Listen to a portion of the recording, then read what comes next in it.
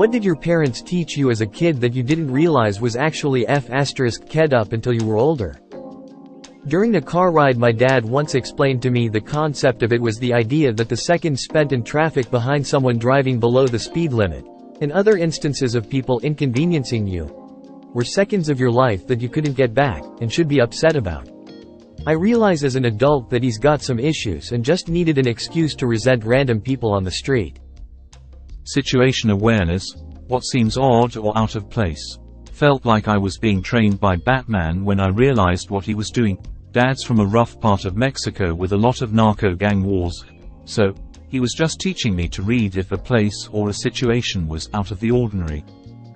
My dad told me he could drink beer in the car if he drank it while the car was stopped. It's only drinking and driving if the car is in motion. I was like, makes sense. I was around 4. That is kinda hilarious. I'm laughing, like that's such a horrible, bitter thing to teach a kid, ha ha ha. That the police were going to come and take me away unless I hid. Nothing sinister. He just thought it was see this one touched a nerve. Sorry if dragged up bad memories. That's actually the premise of the drinking and driving drinking game for Mario Kart. Each player needs to finish a beer by the end of the race, but you can't drink while you're driving. Pro tip. Chug it all at the start of the race and then you get the good items to make your comeback. He also died of a cocaine overdose when I was 10. Not me, but someone I know was told growing up that only use condoms. Yes, their parents told them this when they were growing up. That parents are completely infallible. Know exactly what's best for you, should never be questioned, and you should do everything they ask you to do, including being effectively a Not exactly a lesson, but when I was 8, I had some difficulty to speak clearly and my father, who was still married to my mother, wanted to take me to a specific therapist. In the end the therapist was a woman that he wanted to for a long time and I was the way to do it. By the way, in the end I just needed an orthodontist for my issue. This is something that for me was up and I will never forget. Wow, I didn't expect this attention for this comment. In the end I didn't visit the therapist but I talked with her via phone and the mood was weird as I remember.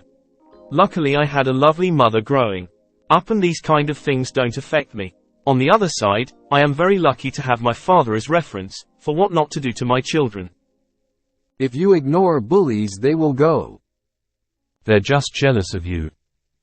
Emotional self-sufficiency. In other words, don't show your emotions, don't feel your emotions, don't be swayed by others' emotions. Empathy is bad and for the weak basically also reinforce these teachings by making me having to do bloody and demoralizing task. Carrying entrails bare-handed without being allowed to use buckets or killing animals. Lots of physical punishment, verbal abuse. Isolation from insisted I should remain pure so when the rapture took place I would be a warrior saint. Yeah, when I moved out and found out people don't have to live like this, it took me a week just to decompress what I escaped from. Do not ever be a bother to anyone. Solve all your problems by yourself. That sucks. I am sorry. I've done a fair bit of cocaine before and it's literally the most addictive thing ever. Except for nicotine maybe. Whenever someone brings it out people turn into animals over it. If someone ever touches you, hit them back and don't stop hitting until they stop moving. To my dad who is facing his 3rd attempted charge. Whenever we went to a yard sale, my parents would say that they were going to Jew them down on price. I literally had no idea until I was an adult that they were saying. I thought it was some other word, like I could not even imagine that this was a racist statement or what it actually meant as a child. As an adult, I finally realized and was so shocked. My dad's your average, run-of-the-mill engineer, but he was poor during his childhood and got into college because of scholarships. So, since he lived in a rough neighborhood, he also always insisted about being observant, situation awareness, pay attention to what you're doing and where you're going when out in the streets, thing. My dad got me a job when I was 18, so I'd drive in with him. On the way home he would beeline for the liquor store. Half pint and 2 Budweisers on a 30-minute ride home, 3 to 5 times a week. I thought this was just what people did after work, OTW home. Crazy. The drink took him during COVID. He was a high-functioning alcoholic for many years. But at the end, that's all he wanted to do. Rip Ronnie B.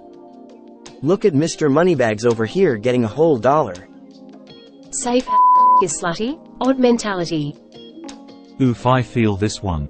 My parents paired it with always be accommodating to made it so I had very few boundaries and always tried to help others even when I didn't want to, but could never ask or accept help when offered. Not a great mix for the abusive relationships I faced as I got older. It really hit me when we were walking on a wide sidewalk. A group approached and my mum shoved me off onto the grass, even though the group had plenty of room.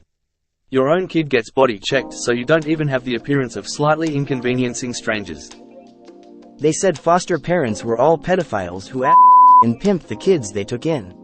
My stepdad would tell us this whenever we got bruises from him hitting us to discourage us from calling social services or telling a didn't expect this to blow up. Thanks for all the love.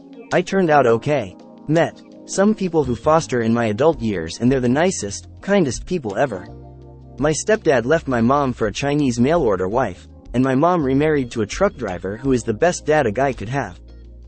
Parents and other related adults would give me awful anytime I didn't want to kiss, hug my male cousins and relatives or deal with them physically touching me to wrestle or play, saying that I was hurting their feelings. Basically just teaching me that my feelings didn't matter. About my own body. Virio Kart. After arguing with a girlfriend and not speaking with her for a few days, both my parents told me separately to hold on to my beef with her like a grudge and use it against her later. Flushed, I've been married to the girlfriend now 25 years this year, never once took my parents' advice, and have no idea how my parents' marriage survived lol. I always had anxiety as a child and my mother said the only way to get over it is to deal with the situation head on. Sounds great until I told her my dear of escalators, then she pushed me down and I fell and almost got my hair. Thing she loved to teach me is how self-defense is necessary. Great. Where do I take lessons? There were no, she said being with my abusive ex was enough of a lesson. I should have learned then.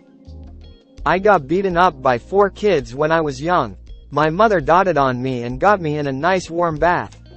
My father when he got home was furious at the whole thing, so all he said to me was, next time you fight back with all you parents taught me to punch my bullies.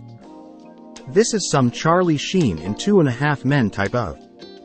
My dad took me into 7-Eleven, filled a big gulp up 3/4 of the way and then went back to the car and filled the rest with. He was like, and that's how you get ready to drive to I was 10 or 11 years at a word. Not up, but when I was a kid my dad told me you couldn't get sunburnt past 1 p.m. and I believed him until I was spelling. As someone who grew up Catholic, there's probably a weird religious angle to it. My guess is it's along the lines of thinking that not intended for procreation is inherently slutty, and people who want to have without procreating use condoms, so with condoms equals the super religious, safe. For teens just means abstinence. No kid should be on drugs. I was 11, diagnosed with ADHD by a psychologist back when that was pretty new. Yeah, every teacher stated some version of, if you weren't so smart, I'd hold you back, and I barely graduated high school. Seriously thought I couldn't do forward to 28. Get over the stigma, take good meds, graduate laude with degree in finance at 32. Turns out I can do pretty heavy equations in my head when the hurricane isn't spinning.